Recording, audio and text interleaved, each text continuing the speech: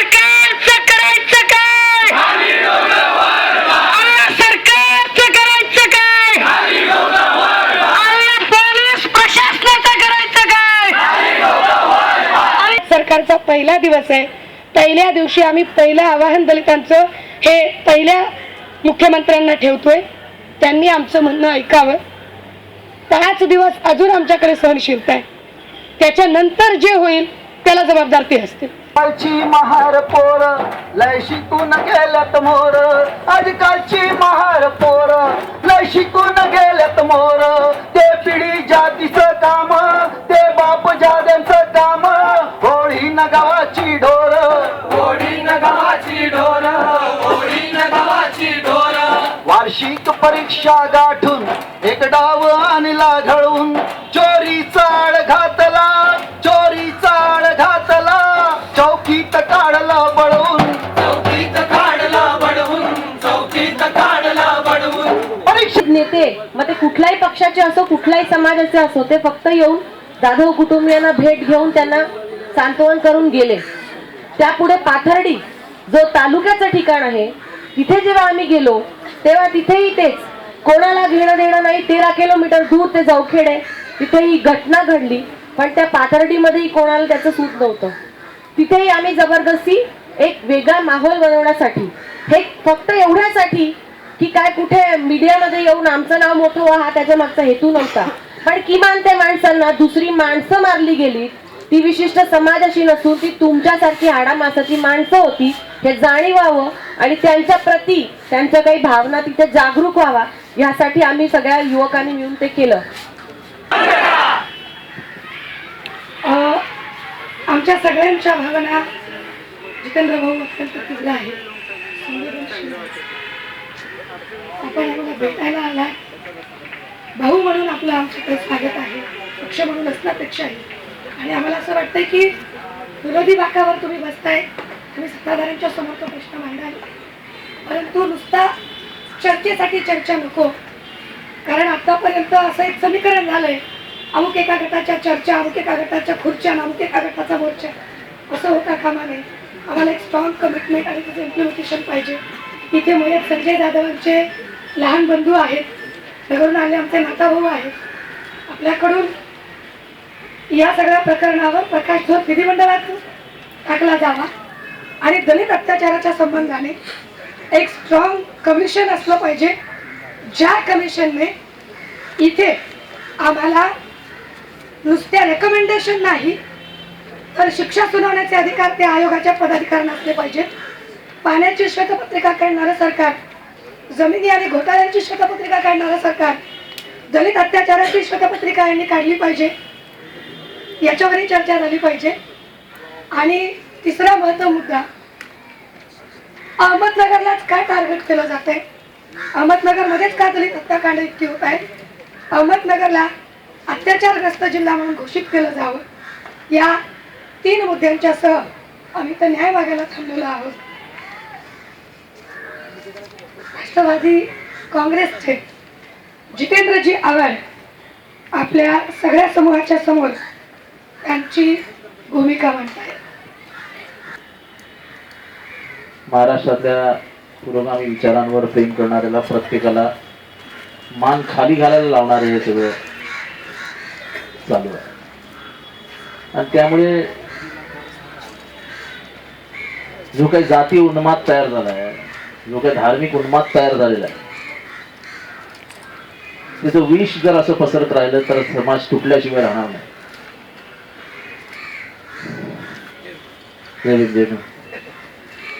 आणि हा उन्माद हा महाराष्ट्राला नाही तर या देशाला एका विचित्र परिस्थितीकडे येऊन जाईल. आणि त्यामुळे ही मागणी आपण सगळ्यांनी मिळून लावून धरली पाहिजे की अहमदनगर हा अॅट्रॉसिटी प्रोन जिल्हा म्हणून जाहीर करावा. हे जे जाधव कुटुंबीय आहे यांचा जो खटला आहे हा फास्ट ट्रॅक वर घ्यावा, त्याला उज्ज्वल निकम सारखा एखादा वकील द्यावा. तुम्ही साध्या हुंडाबळीसाठी उज्ज्वल निकमांची धावपळ करून नेमणूक करता, तर त्या उज्ज्वल निकमांची नेमणूक पुढच्या 24 तासात करावी सरकारने. किंवा तुम्हाला पाहिजे तो वकील, आपल्याला पाहिजे तो वकील, म्हणजे तुम्ही नाव द्या, तो वकील सरकारने नेमावा. दलित संघटनांनी एकत्र बसावं, आमच्यासारख्या कार्यकर्त्यांची गरज लागली तर आम्हाला बोलवावं, पण तुम्हाला पाहिजे तो वकील सरकारने द्यावा आणि सरकारने ही केस फास्ट ट्रॅकवर नेण्याची पहिली घोषणा करावी. परत एकदा आपल्याला आश्वस्त करू इच्छितो, तुमचा एक भाऊ विधानसभेत आहे आणि त्याचा आवाज मजबूत आहे आणि माझा आवाज दाबण्याचा प्रयत्न या जगात कोणी करू शकत नाही. त्यामुळे तुमचा आवाज विधानसभेत एवढं लक्षात ठेवा, जिथे जिथे तुम्हाला गरज लागेल तिथे तिथे या भावाला हाक द्या. हा भाऊ कार्यकर्ता म्हणून 24व्या तासातल्या कुठल्याही सेकंदाला तुमच्या बरोबर आहे. आपण पुढे कसं जायचं, काय जायचं ते आपण ठरवा. त्याची एक पॉलिसी मॅटर म्हणून घ्या की बाबा आपल्या पुढच्या आंदोलनाची आपला स्ट्रॅटेजी काय असेल. पण हे सगळं थांबवण्याची गरज आहे, लोकांमध्ये एक मेसेज देण्याची गरज आहे की आता आम्ही ऐकणार नाही, खूप झालं, खूप सहन केलं, आता मात्र आम्हाला उठावं लागेल आणि प्रसंगी टोकाची भूमिका घ्यावी लागेल. त्या टोकाच्या भूमिकेसाठी मी तुमच्या बरोबर आहे एवढंच या ठिकाणी बोलतो. आणि मला बोलवल्याबद्दल, तुमच्यामध्ये सहभागी करून आपला माणूस म्हणून मला इथे बोलवल्याबद्दल तुमचे आभार मानतो. जय हिंद, जय महाराष्ट्र, जय भीम. म्हणतो संमेलन गाणं आहे.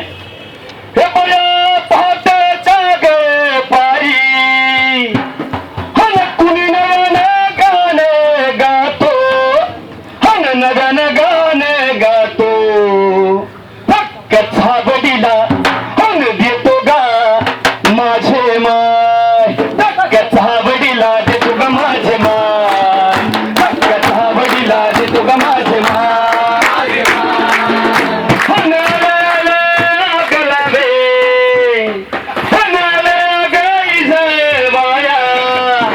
सुषमाताईंनी सांगितलं की बरेच आग लागले, काही क्षणांच्या कालावधीनंतर इकडे येतील, जी मोठी आग लागलेली आहे ती आग विझवतील आणि बाईक देऊन निघून जातील.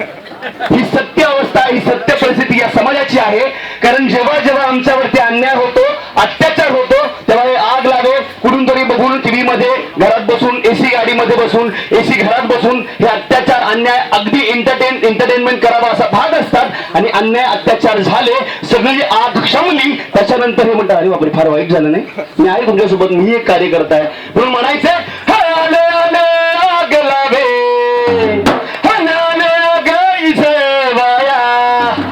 राख राख झाली, हे आले मढे सजवाया ग माझे माय, आले मढे सजवाया ग माझे माय, आले मढे सजवाया ग माझे माय, आले मढे सजवाया ग माझे माय, आले मढे सजवाया ग माझे माय. नाही तो इथं अत्याचार, तिथं बलात्कार, अरे नको ना डोकं आता या सडक्या विचारांनी फिरू, चाल आता डायरेक्ट जाऊन फिरू, चल आता डायरेक्ट जाऊन फिरू.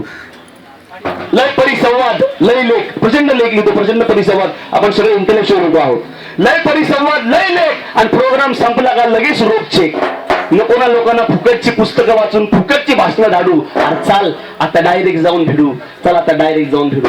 भाऊ ही जातीची गटार आता साफ होणार नाही, भाऊ ही जातीची गटार आता साफ होणार नाही आणि लोकांच्या मनातून बी आता जात जाणार नाही. याचं कारण असं, हे मला सुचलं, याचं कारण असं, आम्ही कुठेही जेव्हा आमचा नवीन मित्र होतो, पेटव मशाल दारोदारी, पेटव मशाल दारोदारी, होईल पॅन्थर घरोघरी, होईल पॅन्थर घरोघरी, तुला बनवलं ज्यांनी देशद्रोही, बन आता तू विद्रोही, बन आता तू विद्रोही, बन आता तू विद्रोही. बन आता तू विद्रोही.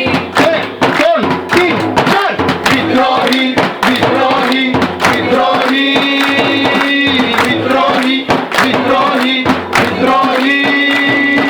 बन आता तू विद्रोही, बन आता तू विद्रोही. घटना घडलेल्या आहेत या, पण अजूनही कुणी पेटून उठत नाही. ही आमची जी फेसबुक आंबेडकर संघटना आहे त्याच्या वतीने मी मागणी करतोय आणि ही मागणी लिखित स्वरूपात आम्ही देणार आहोत की प्रत्येक आंबेडकरी तरुणाला हत्यार वापरण्याची परवानगी द्यावी, तलवारी वापरण्याची परवानगी द्यावी. या तलवारी कुणावर चालवण्यासाठी नाही, सत्ताही बंदुकीच्या गोळीतून निघते हे आमचं मत नाहीये. आम्हाला रक्तहीन क्रांतीच हवी आहे. पण जर कोणी अंगावर येत असेल तर त्याला शिंगावर घ्यावंच लागणार ना. शेवटी हा सर्वांचा प्रश्न आहे. माणूस म्हणून आपण जगतो आहोत, सगळेच प्राणी जगतात, सगळेच प्राणी जगतात, माणूस एक प्राणीच आहे आणि हा स्ट्रगल फॉर एक्झिस्टन्स आहे, हा अस्तित्वाचा लढा आहे. आणि हा अस्तित्वाचा लढा जर लढायचा असेल, जर कोणी अंगावर येतच असेल तर त्याला शिंगावर घेणं भाग आहे. म्हणून मी माझ्या संघटनेच्या वतीने असं आवाहन करतो, अशी मागणी करतो की प्रत्येक आंबेडकरी तरुणाला, प्रत्येक आंबेडकरी कुटुंबाला स्वतःच्या संरक्षणासाठी हत्यार बाळगण्याची परवानगी द्यावी. किती जण घुसले जातो?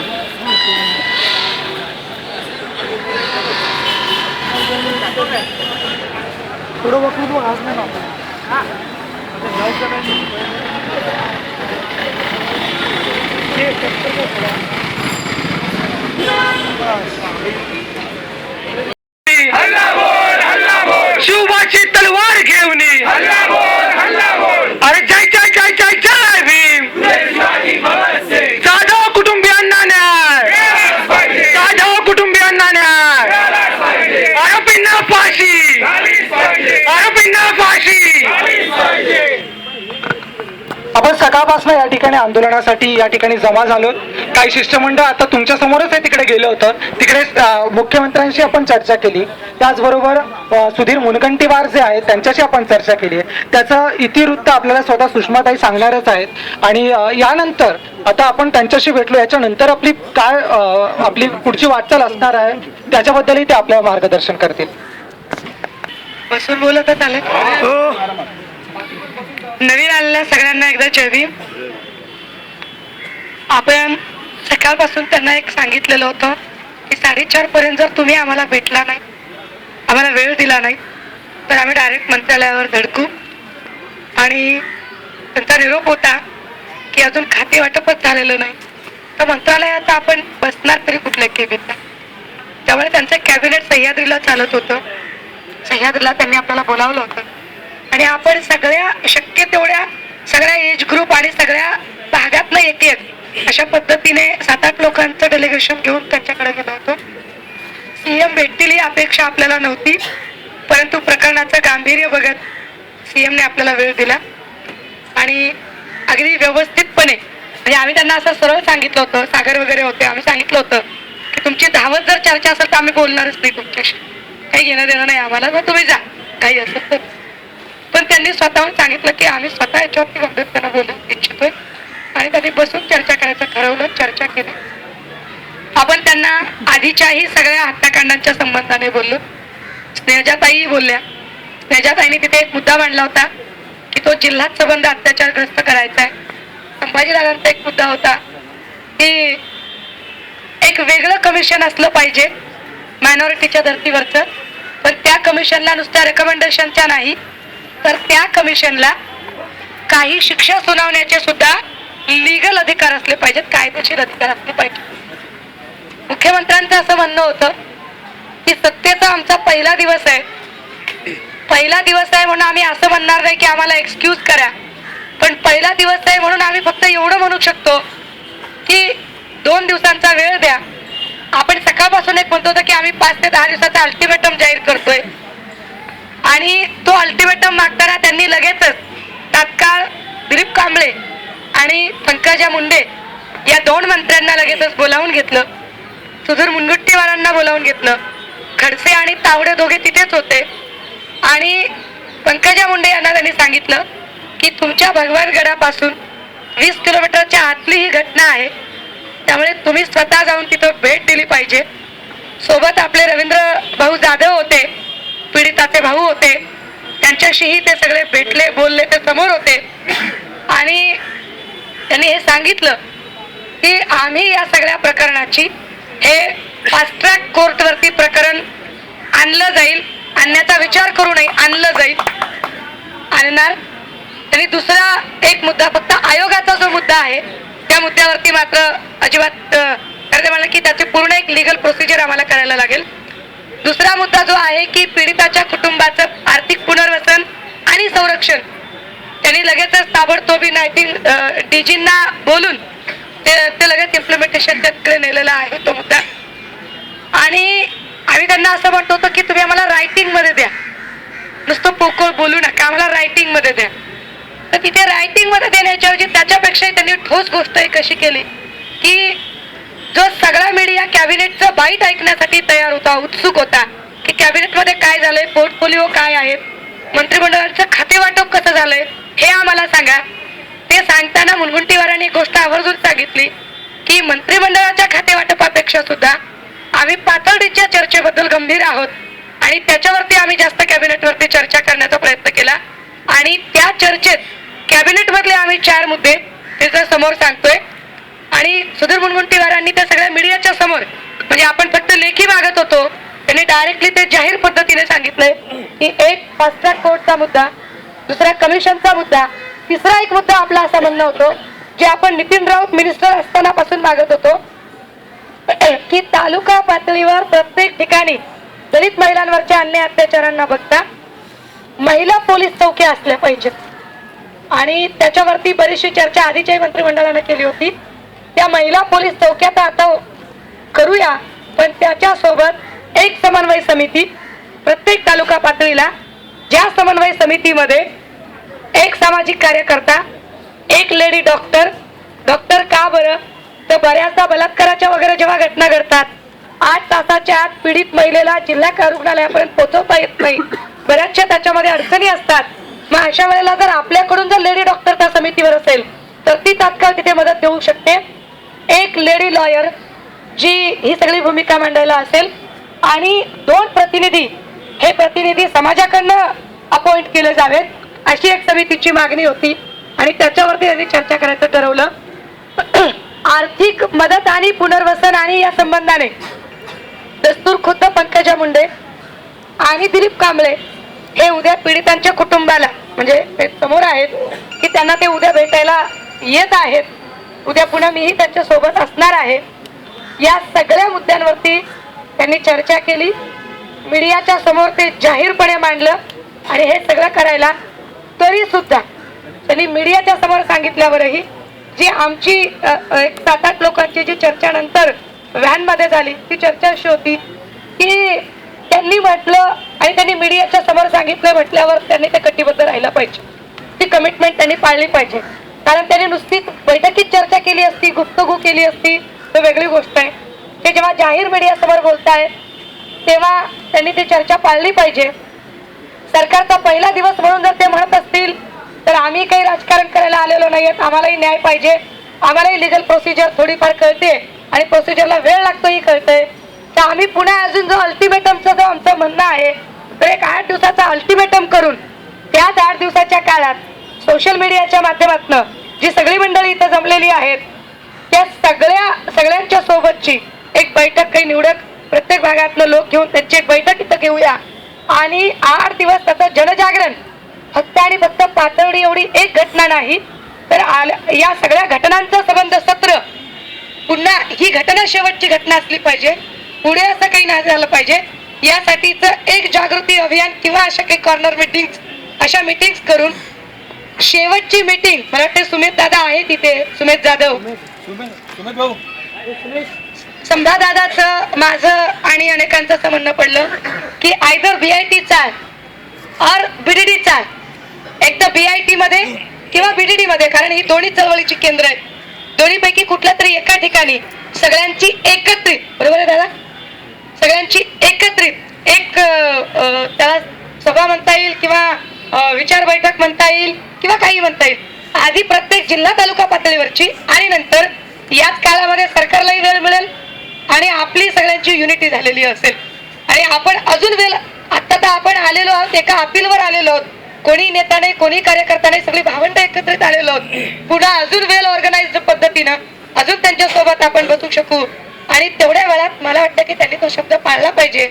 शब्द पाळणार नसतील तर परिणामांना सामोरे जातील, परंतु ते पाळतील असं मला किमान त्यांच्या चर्चेवरून तरी नक्की वाटतंय. कारण ज्या काही काळजीने किंवा ज्या गांभीर्याने हे सगळे लोक चर्चा करत होते, कुठेही वेळ मारून नेण्याचा प्रकार नक्कीच तिथे जाणवत नव्हता. याचा अर्थ लगेच आपण त्यांच्या गळ्यात गळे घालावे अजिबात नाही, काही घेणं देणं नाही, करून काही उपकार करत नाहीयेत. उलट आम्ही मोर दॅन याच्यापेक्षा जास्त आमच्या एक्सपेक्टेशन त्यांच्याकडे आहेत आणि सरकार म्हणून त्यांनी त्या केल्याच पाहिजेत. फक्त लॉंग टाइमची जी एक गोष्ट आहे की त्या बैठकीत 8 दिवसानंतरची जी BIT किंवा BTD मधली जी मोठी बैठक होईल त्यात आपल्याला ती लॉंग टाइमची गोष्ट ठरवायची आहे.